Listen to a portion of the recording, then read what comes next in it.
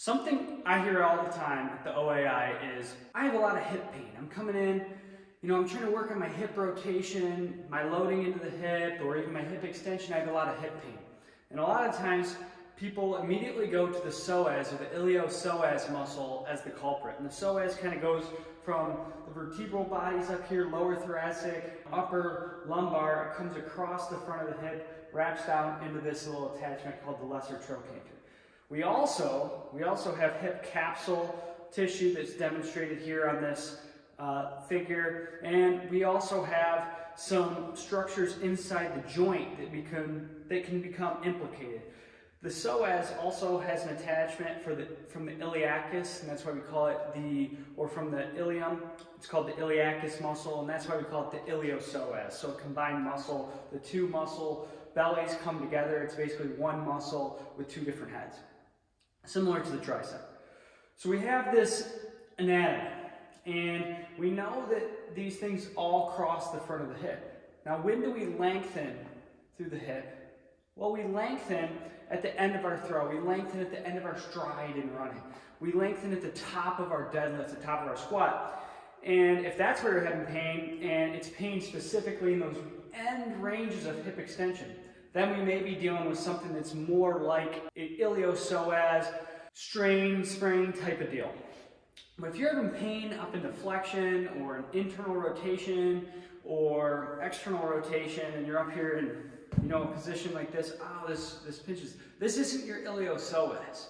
If I feel, pinch right there, or this way it pinches, or even, I feel that pinch right up in here.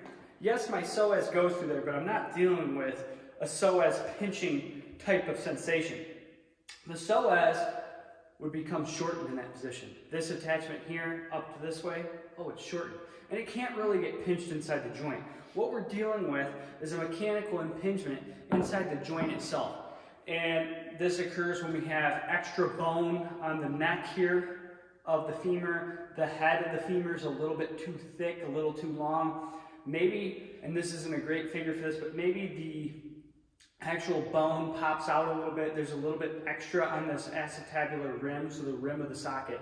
And that's when we start to get these symptoms up here. And if you're getting this pinching sensation up in the hip, it's probably something that you're going to want to get checked out by a physical therapist, physiotherapist, orthopedic surgeon, your physician, so we can actually go through some medical screening and see, okay, is it the actual hip here, the hip joint itself, and is that why I'm having problems when I come up here and I move around in flexion and external rotation, or flexion and internal rotation where I'm up in this position, or is it hip extension where it elongates? And even when it does elongate into hip extension, sometimes we're still dealing with, and most likely we're still dealing with something inside the joint itself. We don't always, and we rarely, have problems with that psoas muscle, especially in athletes. Now, if you say you're running one time, you went back a little far, strained that muscle, totally normal, happens all the time.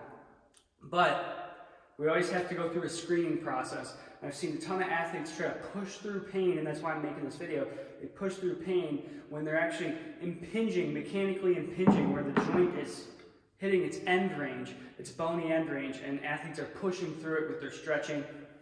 And I'm coming in, it's pinching, but I'm still gonna go through it, or pinch, but I'm still pushing the leg down because I'm trying to get more mobility. And that's where we see a lot of labral tears develop and all sorts of different things.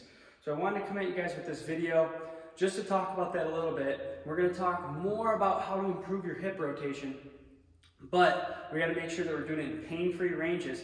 If you are having some pain in the front of the hip, it may be something you want to get evaluated, like I said, by a physical therapist, by an orthopedic surgeon. We just recently had an athlete here, college baseball player, very, very good college baseball player, came to me a couple years ago, pain in the front of the hip, complaining that he's actually having some sort of iliopsoas strain, and what's going on is he actually has some sort of bony overgrowth inside the hip that's led to him having a little bit of impingement symptoms in various positions throughout the throw.